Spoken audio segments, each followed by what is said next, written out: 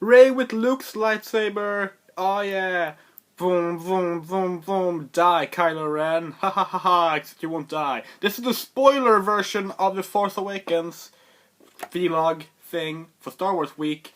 Spoilers galore. First of all, Han Solo is in the film, and he boards the Millennium Falcon about a third into the film, and he's cool. He's old. Harrison Ford is old. He's got grey hair now, and Chewie is there too. Chewie doesn't have grey hair. Do Wookiees get grey hair? Or are they just grey-haired versions of Wookiees? That's a good question. I can probably read the answer to that somewhere. I don't want Legends EU answers. I want canon stuff. Okay, yeah. So yeah, it's a. Oh fuck, where did I start? I love that Rey was the Force sensitive one that got the awakening and call to Luke's lightsaber, and of course the fan theories of her being Luke's daughter. I don't really think so. Might be. I kind of hope it's not, because I kind of feel like we should stop having another Skywalker. But I get that that might be the case, and if it is, that's fine. But yeah, like, God, that was so good. And I love like the whole with Finn. Or FN, what was it, like 2315, something like that, I don't know. I haven't seen it in almost 2 weeks now. Like, Finn was so cool when he deserted the Empire and with Poe and all that. Poe and Finn are really cute together. Fuck. My biggest problem with the film, I'll start with that. My biggest problem with the film is this character right here. This character right here, Captain Phasma, who shouldn't have this clone trooper rifle. I just put it in her hand for now.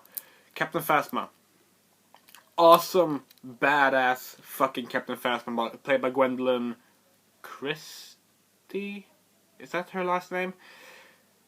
Fucking brilliant, badass, silver stormtrooper captain with her own special silver blaster rifle, and she's badass and she's tall.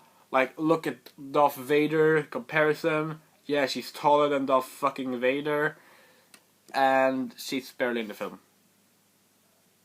She's in like 3 scenes, and she says barely anything, and she does barely anything, and then she's used for a gag referencing A New Hope. But there's the sequels, so you know where we'll probably get it. Actually, what probably happened, from what I hear, is basically that her character was written in very late into the script, and is most likely more written for the sequels than this film, which is understandable. And the same goes for Poe. Poe was actually meant to die, but now he's not dead. And that's cool because he was fun as well. I love this film. Can you tell?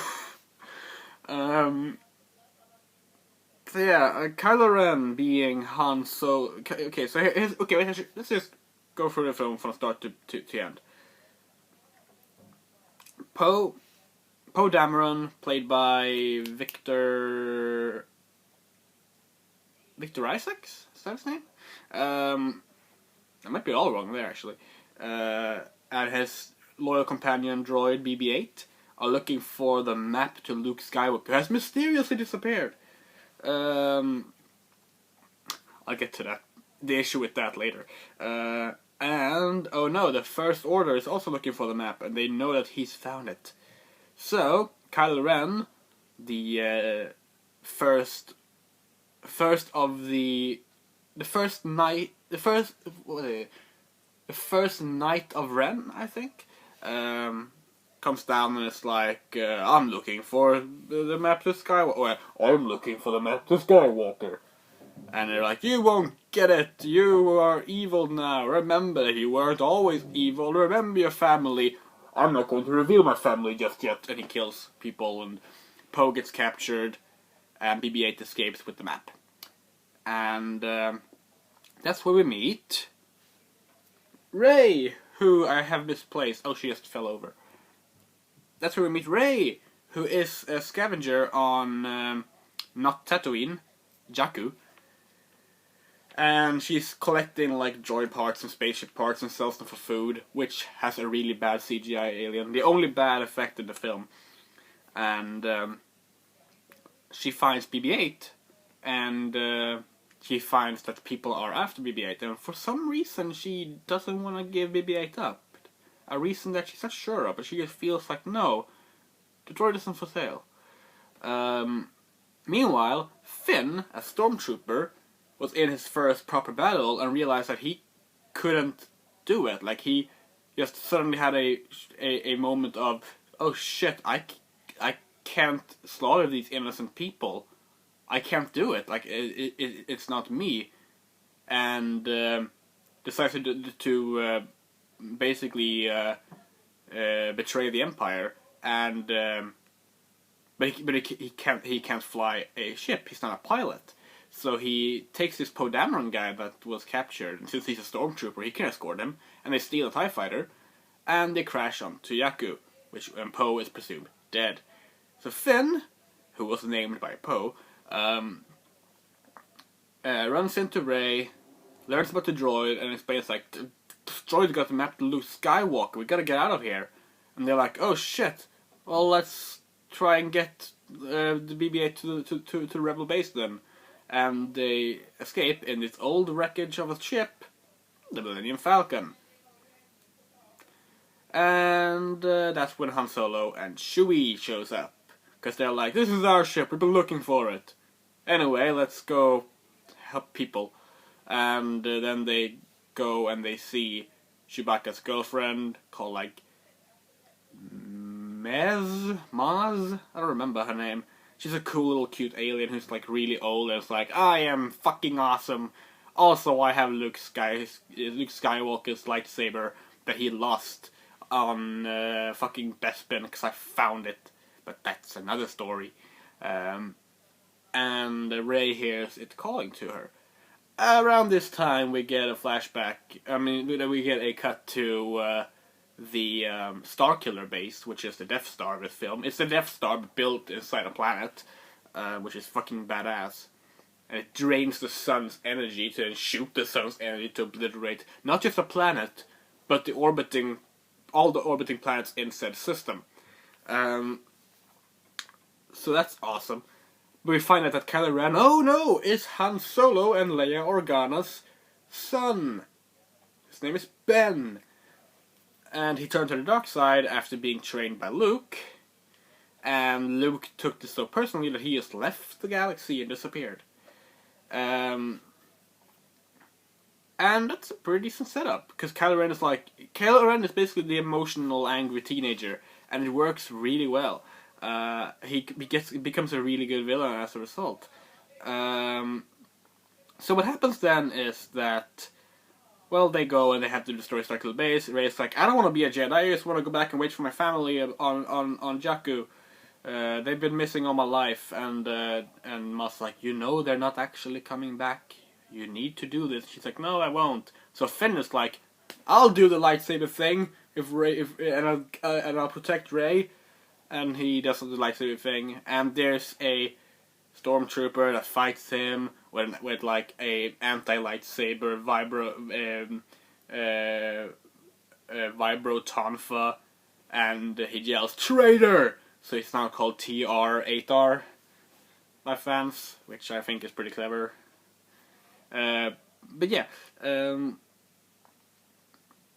they're like, oh, we gotta go. Oh no, we gotta call in the rebel fleet. Oh, here's Leia Organa. Hi, Leia Organa. Hi, Han Solo. Let's hug and remember our son. It's a shame our son is evil now. Yeah, please bring him home. This is good in him. Okay. And then they go to the Starkiller base. And at the oh yeah, Rey was captured. Sorry. And then they go to the Starkiller base. They go to fight, and they're supposed to blow down the shields from the inside so that the Poe Dameron fleet and people can blow it up. And they go inside and they find Rey, and Han finds Kylo Ren and is like, Ben, come home right now. And Kylo Ren is like, you're right, I'm not actually evil. And Han's like, oh, that's good. And then Kylo Ren is like, actually I am, and kills Han Solo. And, like, just fucking lightsaber through the heart, and then, like, boop, push down the hole. Because it's Star Wars, you gotta push people down holes. I saw it coming. I called Han Solo dying the moment Harrison Ford was cast. I was like, yeah, he's gonna be the Obi-Wan. He's going to be killed. I was right. I didn't call Kylo Ren being Han Solo's son, though. I actually called him being Luke's son. So I'm like, fuck! I was close! I was close! I got the wrong family. But yeah, so okay. And then they're like, we gotta escape. And Chewie and Rey and Finn try to escape. And Kylo Ren is like, fuck you! So Finn is like, I'm gonna fight you! You evil person. And they fight, and Kylo's like, are you kidding me? You're not even a Jedi. And he just kicks the shit out of Finn after a while. And then Rey is like, oh, but I am maybe a Jedi at one point. And then she fights him, and he's like, well, you have talent, but you need a trainer to become strong. I can be your trainer, Rey. And she's like, fuck you! And then the planet starts, like, breaking apart because they're destroying the Starkiller base. And so they get separated. And Rey actually gets a few hits in on Kylo Ren. Oh, and Chewie fucking shoots Kylo Ren, badly damaging. So like Kylo Ren is like weakened for the entire fight, and he's like keeps punching his keeps punching here in his rib because he's in pain to try and just like keep focus. It's really good. They have this fight and then they escape, and they're like, shit. Oh yeah, we have the map to Luke Skywalker. Oh, but it's just a part of a map. Oh, but R2-D2 has the rest of the map, and he's just been asleep this entire time. Oh, Luke seems to be fucking beyond everything. I think one person should go find him. So Chewie and Rey and R2, they fly off and they find Luke Skywalker on a cliff at the end of the film, and they look at each other, and the music plays, and then the film ends. Luke has 0 lines in this film. And here's the thing. I predicted that Luke was going to only be in the final scene.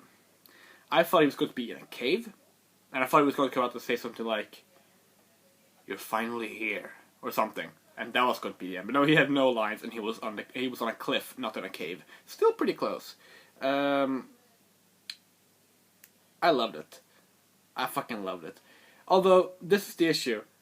But they announced that, Carrie Fisher, Harrison Ford, and Mark Hamill are returning! Before they had a script. So everyone knew Luke Skywalker was going to be in it, but he has no purpose except to be the, setup for episode 8.